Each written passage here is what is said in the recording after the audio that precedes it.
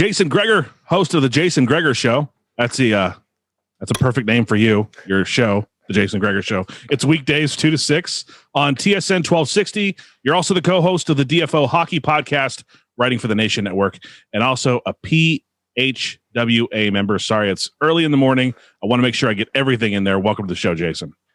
That's a real original name that I have.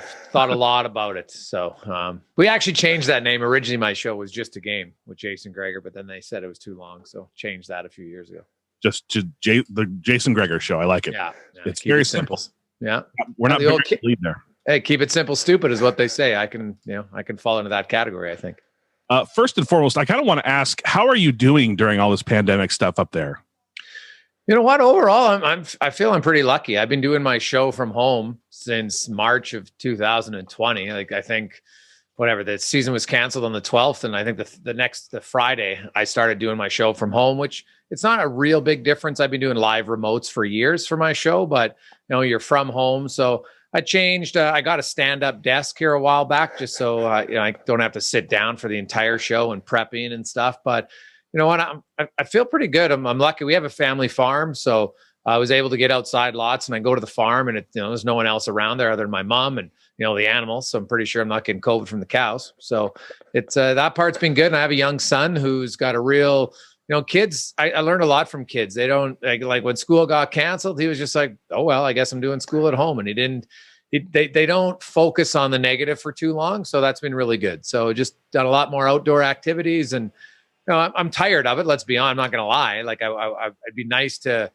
to go to a sporting event, to go to a concert. Hell, it'd be nice to go for dinner at your friend's house, not on the back deck. So I do look forward to all that. But I consider myself pretty lucky overall that I don't. I've gotten through everything fine, and business is still going good. So all in all, it's for a pandemic, I feel lucky compared to some people. I don't know, people that have to live in like a condo in downtown buildings where they don't have a lot of green space.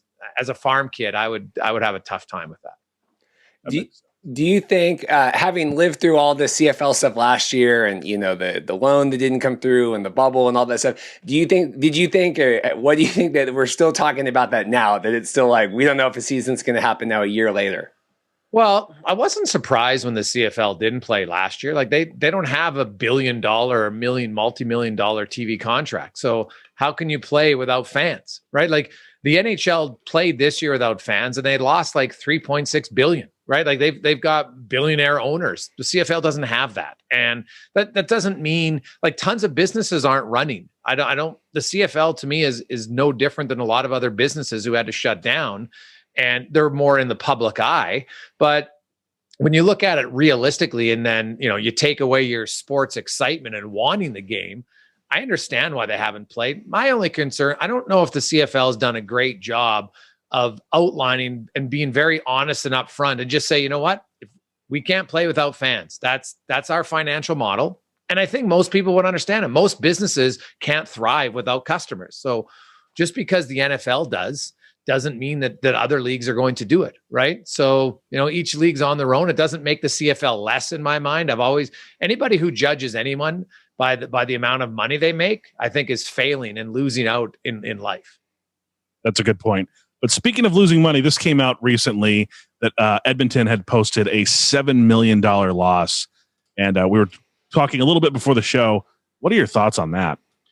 Well, I haven't had a few businesses, and talking to accountants. I spoke to my accountant afterwards, Zach, because I said, well, so if you lost $7.1 billion, is that projected revenue, or is that actual $7.1 million? Because if it is, and they didn't pay their players, I'm curious.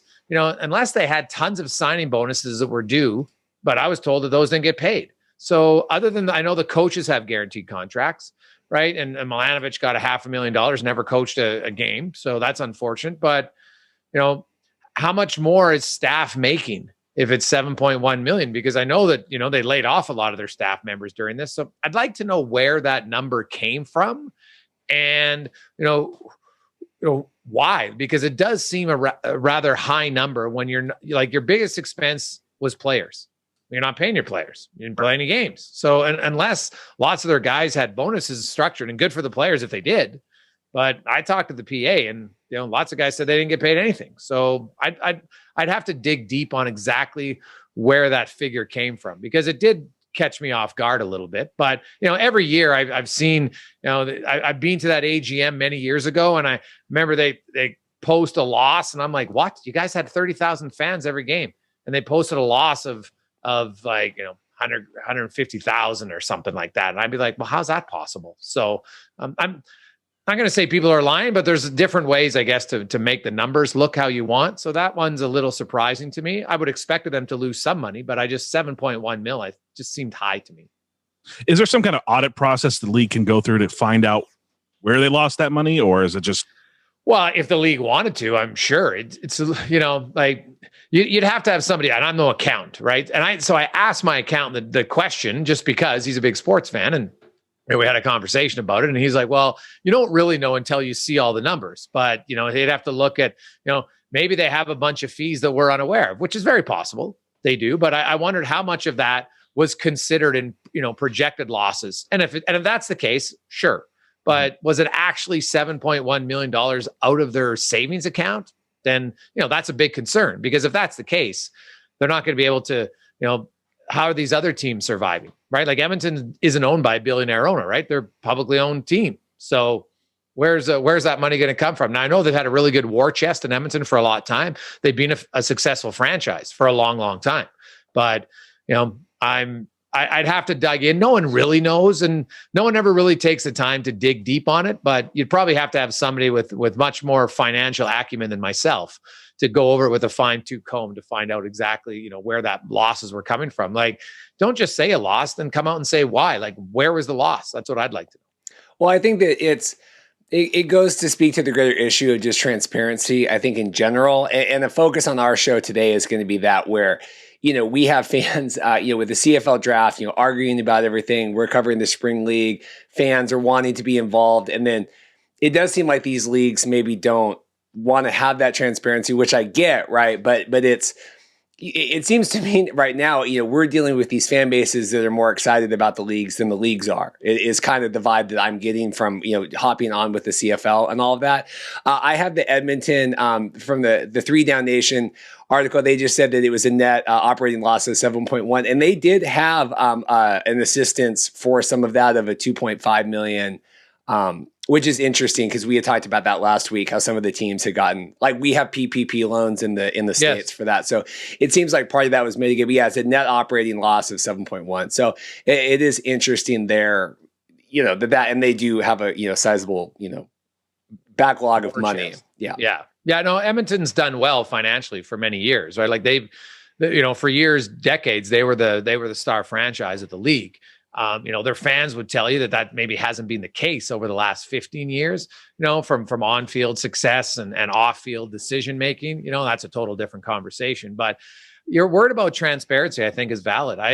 I think CFL fans are diehard fans. Like, they really, the ones who are they care about their team. And it felt like they just weren't being told what was going on. Like, I think people respect honesty. You might not like the initial answer. If the commissioner comes out and says, we're not having a season, and these are the reasons, if this doesn't happen, we can't have a season. Now, that initial, you're going to be like annoyed, but then well, at least I respect them, because now I know where I stand and I can follow the, doing nothing and saying nothing for so long and seemingly not even having a plan. Like, we're hearing, they come out in Ontario that they haven't really spoke to them about return to play. And you're like, what? Like, what else have you been doing? What else have you had to do here for the last few months? That should be at the top of your list, because the CFL, let's make no mistake, they can't play without fans, right? The TSN TV deal isn't big enough to play without fans, because if they're losing this much money without players, how much money are they going to lose with players, right? Because the TV contract isn't covering that much, right? Like, the TSN TV deal has helped the league stay afloat. There's no question, but it's not like the NHL or the NBA or Major League Baseball or none of those other leagues. It's not as big. It's not remotely as big, because you only have 35 million people, right? Whereas, when you have the American TV deals, you're talking 400 plus million people to look at, not to mention Canadians, right? So it's completely different.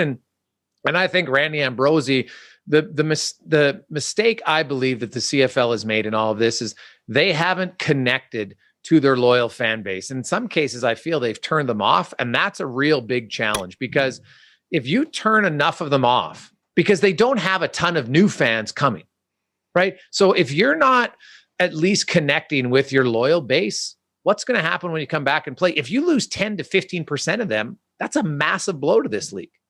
No, I 100% agree with that. And that's why it's so hard right now. And we talked about it, when Ambrosi came out and said, okay, we're going to delay to August.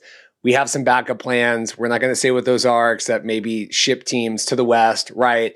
We're going to come up with a schedule later. And we said on here, like, so what have you been doing then? Like, I mean, we're waiting on, vaccines, we're waiting on rollouts, but like, supposedly they're going to be coming out with the schedule in a couple of weeks, right? And I want to get your thoughts on that too. But yeah, like you said, I think having that transparency, and I know I've seen numerous, TSN and other reporters, Glenn Suter, all these people saying, Gary Lawless, we want transparency of what's going on.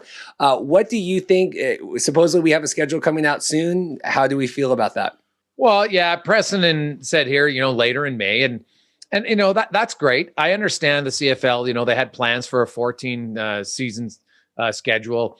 I honestly thought 12 would make more sense at that August time, because then you just could have had the Grey Cup in the end of November, like you've had all the time. Right now, you're extending those extra weeks, and you're getting into December. And hey, I live in Canada. And sure, it can be okay, but it can be gross cold, right? And now fans haven't been out to party in a long time. And if they could, they'll probably be like, I don't care. I'm bundling up because I haven't been able to do anything for almost 2 years now. So maybe they're banking on that. And I also understand, if you have a 14 game season that, you can potentially, get a little bit more revenue. The players agree to it for sure, because I understand the players, they don't want to have to cut a third of their salary off, because there's no chance you're getting the players 100% salary if you're only playing 14 games, right? Like financially, that's just not going to work, right? Like the league doesn't have the war chest to do that. So, the schedule, I'm intrigued when it comes out. I always thought August would make sense. Hopefully there's as many people as possible who are vaccinated at that point. If in any league, I've said this about the NHL, I've said this, we saw it for the Rangers, we've seen it for some teams, but I would say, hey, if you want to come to our games, you have to show proof of vaccination. That's going to, because the reality is we're not going to get out of this until most people are vaccinated, right? This is not, in my opinion, that's scientific fact, right? They talk about it. So I think all pro leagues, all music venues, if they said all that, because we know it's going to be that way for flying. And this isn't stomping and taking away our freedoms. Anyone who's ever wanted to travel to Africa for the last decade, guess what? You had to go take certain shots if you wanted to go there. It's that simple. So if you want to fly, you have to take this shot. If you want to go to a sporting event, you have to take this shot. It's not you get the choice. It's your choice. So it's still freedom of choice. But if you want to go, then you have to abide by it. So I would like to see more leagues do that. I don't think the CFL will do it just because others haven't, but they should. And to me, that would be leadership. Because leadership is not always doing the tough decision, not the easy one. And, starting in August is fine for the CFL. I don't have a problem with that. I understand it. I didn't think they were ever going to start in June, ever. So, if they come out with a plan for August, but it's going to depend. I know now Ontario's extending another 2 weeks for their lockdown into June, which is fine. But when we see that the vaccine numbers keep going up every day, which is awesome, and in a lot of places, hospitalizations are going down. Well, those are the great numbers that you want, right? If you tie it into football, hey, you want more passing yards for and less passing yards against. And that's exactly what's happening now. So hopefully that continues and we get CFL back, because, people just want to go out, but diehard fans want to go. But I think the CFL is going to have a big image problem when they come back, because I think they've really annoyed some of their loyal fan base. Like I have so many people that were diehard fans of my show for years. They're like, man, I've kind of lost interest in the CFL. Out of sight, out of mind is a dangerous thing in any walk of life. I completely agree on all of your points there, where you're talking about like vaccines and science is proving. Like I live in California, we are now the lowest in the U.S. Are in LA County, where we're in the lowest tier, least restrictive, and it's all because of vaccines. So to that point, vaccines have definitely been helpful in getting that herd immunity idea down. Lisa McLeod, hopefully I'm pronouncing her name right, I think I am, the Minister of Heritage, Sport, Tourism, and Culture Industries, that's a long title, says it would be ambitious to have 5,000 plus fans gathering at CFL come August. I'm not sure. Like she says that, but we've seen indoor venues have more than 5,000 fans. So I don't understand that rationale. I'm curious why. If you have places that have high vaccine numbers and they're doing it indoors, wearing masks, when every scientific doctor's talked about the fact that it's going to spread more indoors than outdoors, why would 5,000 be such an egregious, unrealistic number? Heck, Vegas is talking about potentially in the NHL playoffs having full capacity indoors at 18,000. So you know what? That's one person's opinion, right? She's not a doctor. I'm not really. I look at the places that are following what the scientists say and the doctors. So I'm always gonna beat to them. No offense, I don't really listen to politicians on this because many of them have been grossly wrong. And whether you lean right or lean left, it doesn't matter. Many have been incorrect in their statements on it. So this is one where I listen to what the doctors say, and if the doctors are the one approving it, then that's good enough for me. I was actually at a concert, I believe 2 weeks ago here in LA at SoFi Stadium, and there were more than 5,000 people inside SoFi Stadium. So yeah. I think that's I think she's like, we're talking 3 months from now, right? Like in August or September, and you're saying you can only have 5,000.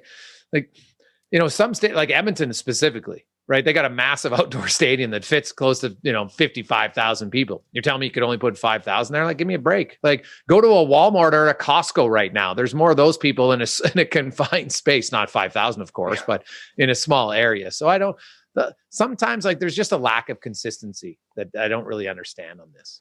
One thing I wanted to circle back on, we had Dan Ralph on a couple weeks ago, and he had said, obviously if the league doesn't play this year, right, what is that going to look like? What does that mean? Image problems, whatever. You just said you think if the league plays this year, they already have a huge image crisis. Right? I want to hear what. I think that they're like, to me, the CFL has struggled, and the CFL has struggled connecting to their fans for many years. I felt like, simple things they could have done. If you don't want to list the contract value of your players, no problem. There was no place where you could go on a website to young fans to see who are their free agents at the end of the season. That's ludicrous in 2018, 2019. It's baffling. Stupid is what it is, because fans want to be able to talk about it. So if they're sitting there in October or September and July and they pull it up, oh, geez, look at our linebacker. He's up. I guess we're going to have to find a replacement for him. And I don't care. The amount of money he makes is irrelevant. I don't need to see that. Right. If you don't want to have it, because how some trolls are going to be, oh, look at that guy only makes 50 grand. I mean, meanwhile, the troll's making 20, but he wants to feel better about himself, I guess. So I look at they're just not connecting to your fans. Right. Like we have you look at Puckpedia, which is for hockey connection. It has the salary cap. Fans go to it every day to see whose contract's expiring. So they talk about that. Right. And to me, and what about your protected list? You list 10 players publicly once a year. What a joke. Why not have your protected list updated all the time? Because you know what's going to happen? Now your fans, they might end up watching more NCAA games just because, hey, we got that quarterback or we got this defensive lineman from Utah. Let's go watch some of his games. Maybe the team will sign him. None of that is available publicly. Why? We all know the other teams already know this information. So what are you hiding? You're hiding nothing other than information from your fans. So this has been an issue with the CFL in my eyes long before the pandemic. Now the pandemic has just magnified it, and now they've been out of sight, out of mind. So I think the diehard fans will come back, but those who are casual fans, they'll be like, well, maybe I'll go back. But if they went to 4 games a year, they might only go to 1 now, because they've lost their emotional connection. And I think the CFL is going to have to have a much better online presence to connect with their fans. And they didn't do it beforehand. But what else? What have they had to do for the last year and a half? If they haven't thought about an online digital presence to engage with their fans, then they're clueless. And I think you're pointing out something completely new that we've pointed out numerous times, week after week. We're pointing out, oh, they could do this, they could do that, they could do this, they could do that. And now you're pointing out something new that they could do that we haven't thought about, that, down here in the States, when Major League Baseball has free agency, everybody's wondering where the big free agents are going to go. And it draws interest in the off season. I think having a year-round interest and having these digital presences, whether it's the website you're talking about whether it's an app on my phone or on my Apple TV box. These kinds of things help grow the game. Yeah, like TSN has their free agent list, but it really, and the CFL releases their free agent list 2 weeks after the regular season. What? Like, why? So now you're only allowing your fans to have thought about it from middle of December until the middle of February. Like, that's lunacy. Why wouldn't you have it year round and just update it? Here's Montreal's, here's Edmonton, here's Saskatchewan. Oh, look at these guys. Geez, they got 40 contracts to sign. We all know there's lots of them. And like I said, I don't care about the salary. Don't put the salary on. It's none of my business. I don't really care. That doesn't impact it. It's like, geez, this guy's a free agent. You know what? Sure, it would be nice. And I'm sure if you wanted to, agents could get it out there. It wouldn't be the end of the world. But it's something the league, there hasn't been that. They haven't worked in conjunction with some website to do it, and 3 Down Nation has done a good job of trying to, add a presence to the CFL online. TSN, obviously, Farhan and a lot of those guys, Dave Naylor, they do a great job, but it's not enough. You should have independent sites doing it, and you can't get that information anywhere. And it's closed-minded by the league. They, like, the NHL works with some of these sites. Other leagues do as well. They release that information, and the protected list. Like, guys, how is that not out there? It's just, and the great part about the protection list is it changes literally every week.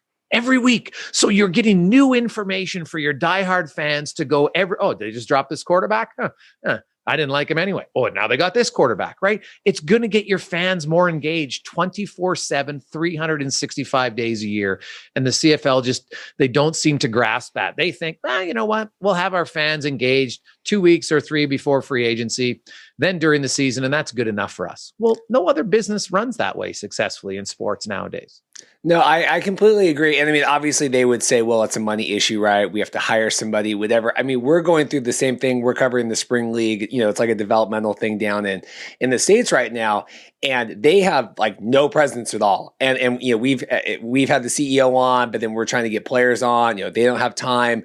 I go, what it would cost you one kid with a camera for 2 weeks to go down there and film and pay him $15 an hour? Like, why you don't do that and send some video back of these players doing things?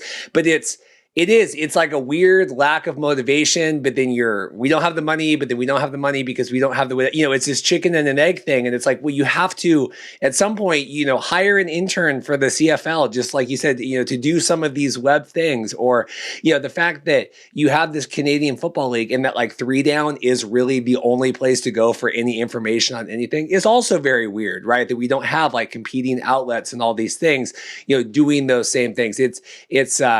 We're going through very similar things with both of these leagues right now and frustrations. Well, the thing is, the CFL has been around for 100 years. Yeah. Like, no offense to the spring league, but they're kind of starting up, fledgling league. So I could see maybe having some restrictions. The CFL could have brought this in very slowly, a little bit at a time, and it would have been super simple. And in the off-season meeting, say, okay, we're going to have one staff member. It's going to cost us $65,000. Every team is going to put in $8,000. Every team's going to put in $6,000, whatever the number is. I don't care, right? And oh, by the way, now that we have the site up, we're going to have sponsors on there all the time, and we're probably going to be able to recoup it. And even if we only break even, we're engaging our fans significantly. And that's actually going to help our bottom line elsewhere, because they might buy more jerseys. They might come to a few more games. Now they're going to buy more beer and more hot dogs, right? Like, it's an easy trickle down effect that if you have a simple plan with that, it's not hard, because you know what, when you change think about it, once, like, the original cost would be the setup of the site. Well, you get any web guy to set up the site. It's not that ridiculously expensive. And then you have somebody who monitors it. So the teams, because they have to send in their list to the league every day when they're dropping and adding someone. That's all you're doing. It's only 9 teams. You're just adding and dropping, right? Like, one click. All right, here you go. And you know what? Even if the guy only updates it every second day, like, even if it's only, say, you know what, we're only going to update it on Wednesdays, and to start, we're going to do it every second day. Fine. That would still be a significant improvement over what they're doing now. And it wouldn't be that, like, the cost to me I think that's a lame excuse by the CFL. It's just, they don't have the plan. They're a league that still believes that, they have to protect everything. And that's not how you're protecting nothing. It's a protected league. All the other teams know who you have protected. So you're not hiding it. There's no competitive advantage here. Very good points. Very good points. Another question I had about players. We're seeing some players go into maybe an early retirement. Is that also a concern to get a full season? Like, all these players are just they're like 29, 30. They're going, I don't know if this is going to last too much longer. I'm just going to retire. 100%. That's a concern. I get it. Like I've talked to a lot of the players, in Edmonton, Ryan King and Calvin McCarthy, and now McCarty, he's older. He might've retired anyway, but Ryan King, now he had an opportunity to start a career post football, which a lot of guys are thinking about anyway. But, you start losing a few veterans. Now you can bring in young guys, but too much youth at any league isn't good for the product. That's just a fact. Right. So I think that is a concern for some players, no question. And then the other concern is going to be for some guys who have waited. And, think about being a player now where, you've got to be training the entire time with no reward of ever playing a game. Right. Because let's be honest, you work hard all off season and the reward is you get to practice and play then from May until November. Right. That's your reward. They haven't had a reward. So mentally, I could only imagine how challenging that would be for the players to stay motivated. For young players are coming out of college, sure. But, it's going to be fascinating to see. Obviously, when the league returns, it'll be the largest turnover from the previous year we've ever had because there was a full lockout in between. But, that's going to be a challenge. Coaching staffs have already been shrunk a little bit. So now you might have fewer coaches to try to, teach the rules to more guys at one time. So it'll probably lead to maybe more mistakes. And, it might lead to a little bit more exciting football because more mistakes is more exciting usually, especially if you like offense. So maybe there is a silver lining in that. But I think after that long of a layoff, like I won't be stunned if there's probably a lot of tissue injuries early on. I'm laughing here as I look at the clock, and I want to make sure we touch on this before we go. Would you believe that an XFL podcast talked to you for 30 minutes about CFL stuff, and the XFL hasn't been brought up yet? So I do want to know what your thoughts are on all of that and the potential merger partnership talks we have going on. Yeah, well, guys, we got a few more minutes. I'm in no rush. Don't worry. But you know what? Hey, first of all, Dwayne Rock Johnson behind the XFL, like the guy respects the game of football. I think he truly respects the CFL. I've talked to him. I've had him on my show many years ago talking about it. And, he talked very highly of Wally Bono and in his brief time in the CFL. And, I know there's some diehard people that are like, you know what? Hey, we expanded into the United States once and it didn't work. I'm like, well, you're right. It didn't work, but it didn't harm the league. Right. Baltimore, there's lots of diehard Baltimore fans who still follow the league because of that. Right now, they went into some markets like you're not playing football outside in Vegas in the summertime. Like, dude, like you talk to the players about it. Like that was ridiculous. They're dying, literally, like not literally dying, but physically it was tough to play football there. So I think if you have a plan and a proper plan, like I'm not one to just say, no chance, it's not going to work. I'd like to hear it, but put out there what your plan is going to be. How are you going to amalgamate? What rules are you going to play?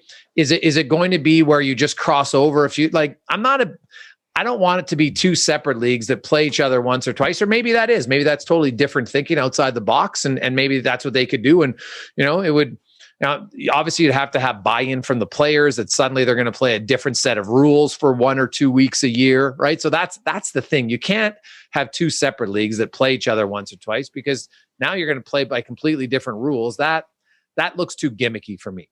Pick a set of rules. And I know some people are, a little opposed to 4-down football because 3-down football is being the lifeblood of Canadian Football League. So I can understand that. I have empathy for those who are like, hey, I don't want to change. Lots of people don't like change. At the same time, in British Columbia, they've been playing 4-down football for a long time. But that also doesn't mean, if The Rock really says, hey, you know what, geez, the CFL has been around a long time. They've got much more success track record than the XFL's ever had.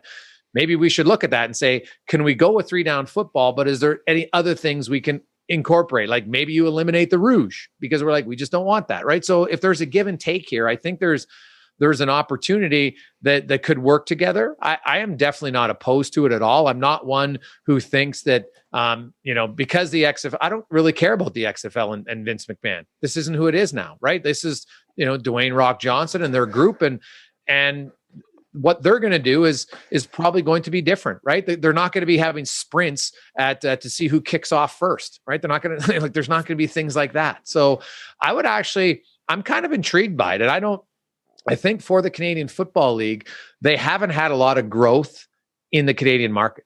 Teams have been shrinking their fan base. So, if you end up only having 6 teams in Canada, maybe in the future, and you've got 6 in the US, I'm okay with that. Every other league crosses the border and travels. It's not a big deal. It's about when can you play it? How can you make it work so it's going to work, right? And I think there'd be some Canadians that are like, I know the CFL plays at opposite time for the most part of the CFL. September, October, November, they're head to head, and that's okay. You're just not going to play on Sundays. Who cares?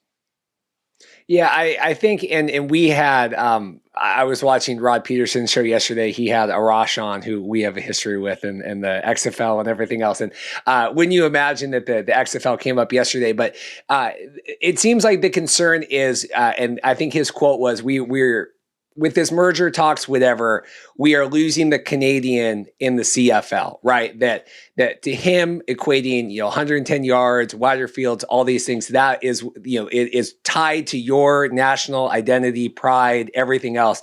Where, for better or worse, the XFL, we're just like, we don't know anything, right? Like we don't have 100 years of this like loyalty to everything. So how do you grapple with that, with the quote unquote losing the Canadianness of the CFL if that happens? Well, people, I've talked to a lot of football guys, especially the players. They all grew up playing American football. They came up to Canada and they said, man, like I think one of the biggest misnomers is everybody just assumes like certain body types have more success in the CFL. That's just a fact, right? And, there's more space. You got to be quicker. The 20-second time clock, I like it. There's more of the game. Like, hey, as great as, the NFL is, the final 2 minutes in the NFL are the worst 2 minutes in pro sports. It's a joke. Like you just take a kneel down to run out the game. It's embarrassing. Yeah. Like it completely eliminates the highest potential stress time of a game to nothing. I hate it. But I like the NFL and I like the CFL. I've liked the XFL. I've watched it. I have no problem with it when they had it. So right now there is no XFL of actual football. So you would think that they're open to understanding and saying, hey, if we're going to play on a 110-yard field, so what? We're going to play on a 110-yard field. Like it's not. I don't think that. Is if that's the deciding factor, if I'm the XFL and say, hey, we can merge with these guys, okay, we're going to stick with their rules. They won't stick with all of them because like anything, you can tweak some. But if the field distance and width is, because that's what makes it exciting. Because if you're going to shrink the field, there's no reason to have the 12 guys on the field. It would be even harder, right? So the reason you have the extra man is because you have the extra distance. So I would definitely stick with 12 just because it's different. You don't want to be the NFL. You're never going to compete with the NFL ever. So don't try to be the NFL. You can play good football that has different rules. And I think people who respect football will be like, okay, this is different, but I can still respect it. It's still football at the basis. It just has a few different rules, right? Like you're still snapping the ball. You're still throwing it. You're still sacking guys. You're still having interceptions. Like it's just a few little nuances. So I wouldn't get too caught up in like NCAA football has different rules in the NFL. No one says, oh, well, geez, one's completely garbage because their rules are different. So you're going to have a few different rules. I'm okay with that. Jason Gregor, host of the Jason Gregor Show. We want to thank you for coming on. Before we let you go, I want to get your prediction on who's going to lift Lord Stanley's Cup at the end of the year. I know it's not CFL related, but. Oh man, that's a tough one. This year's so unique because the teams have only stayed in their division, which I've really liked for 1 year. It's been a lot of fun. Big Vegas guy. Hey, I like Vegas. I'm not sure they got a top center though to win the cup. That's my only concern with Vegas. I'm probably going to go a little bit off the board, and I think it's Carolina, Colorado in the final. Okay. I like the Carolina pick. I think like Carolina's a deep team. They got a lot, maybe goaltending's a concern for them. If Colorado, like if Nate McKinnon's, like I know he's not playing again. If he's banged up, man, that's a huge blow for Colorado. So that, like if Eric Johnson was healthy, I'd say Colorado, I'd take him easy. But big defenseman, man, come playoff time, it's just like in the trenches, boys. Most of the games are won in the trenches in football. If you don't have good O-line and good D-line, it's hard to win. And if having good defense, it's really hard not. And Colorado has good mobile defense, but man, Miss Eric Johnson would just make that. They'd be my cup favorite for sure. But them and Vegas look like on a collision course. I'll say this. How about tonight to decide who's going to win the President's Trophy? Because that's a huge game because the loser between Colorado and Vegas has to play Minnesota. And that's a big difference, man. Like I'd rather play St. Louis than Minnesota all day in the first round. Like suddenly you have a much more challenging first round. For whatever reason, Minnesota's matched up really well against Vegas. Like this year we've seen matchups are a much bigger thing in hockey when they play so regularly. And Any chance that Toronto might sneak in there and surprise people? I'm not sold Toronto's going to be. I think Toronto and Edmonton. That's going to be. Because I think Toronto beats Montreal, and I think Edmonton beats Winnipeg.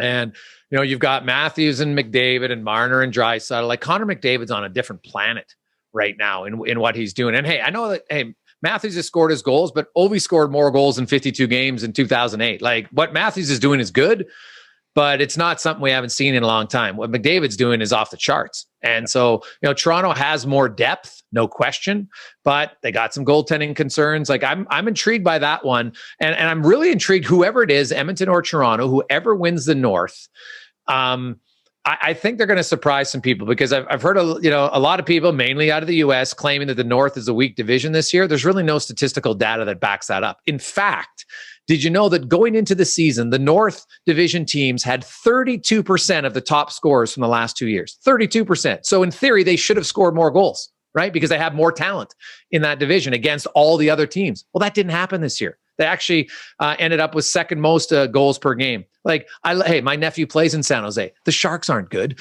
LA isn't good. Anaheim isn't good. Arizona isn't good. Like, Vegas and Colorado and many are good, but are they that much better because they've got 4 crappy teams? So there's a debate everywhere. I'm fascinated, whoever wins their 4 divisions, how those other divisions match up, because they haven't seen each other all year long. And I kind of like that. It's got a little bit of a football feel to it, because a lot of times, right, there's Super Bowl matchups where those teams haven't met all year long, and I kind of like that.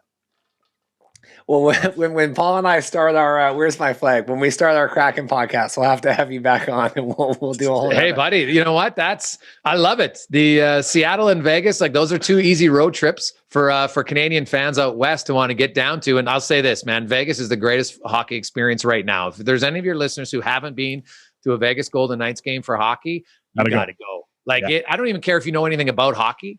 You'll go there and you'll be like, damn, like they know how to do it right for a game entertainment, which is another thing. It's a total different topic we could get onto, boys. But I think sports is something they have to figure out. The game on the ice is one part of the entertainment package. You've got to do a lot more. And if you do those other things, then your fans, like, this is a party, man. Like the game's almost like that's a bonus.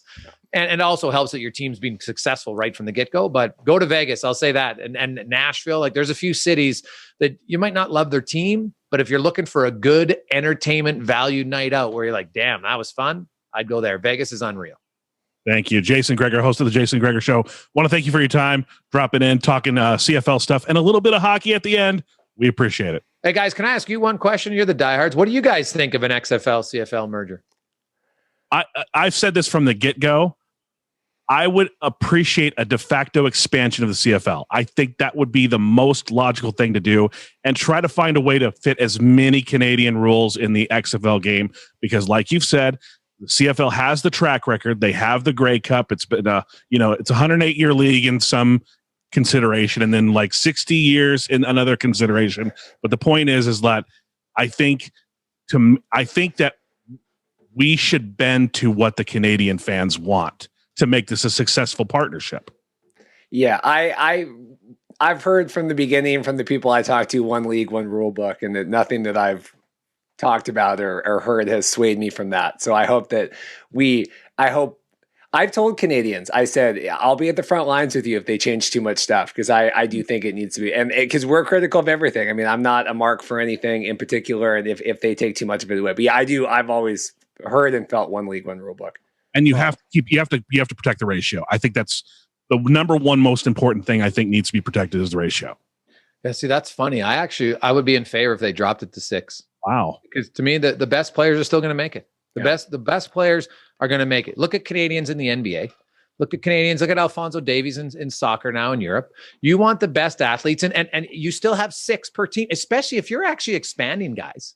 And you're expanding, that's going to be way more Canadians. So in fact, if you expand the league, you might have to drop it to 5, because currently, if we say there's 7 on each team, right, that's 63, right?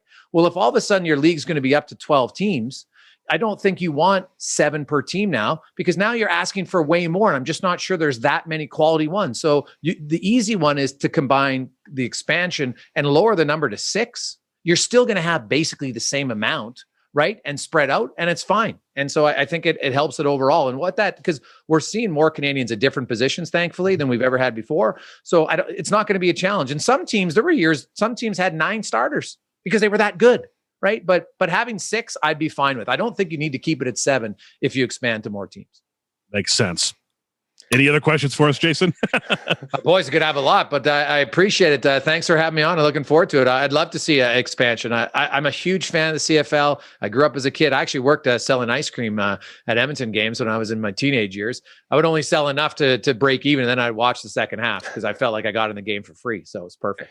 But I've loved the Grey Cup. I'll say this, boys. Hopefully the league gets back up, and you guys will have to come to a Grey Cup. We are going this year. There's no question. Like, I don't know if it trumps the Super Bowl, because the Super Bowl, unless you're in the elite category, you don't get to do a lot of the fun stuff. The Grey Cup is a great party week, and it doesn't matter what team you cheer for. No one cares. Everybody's just super friendly. It's loads of fun.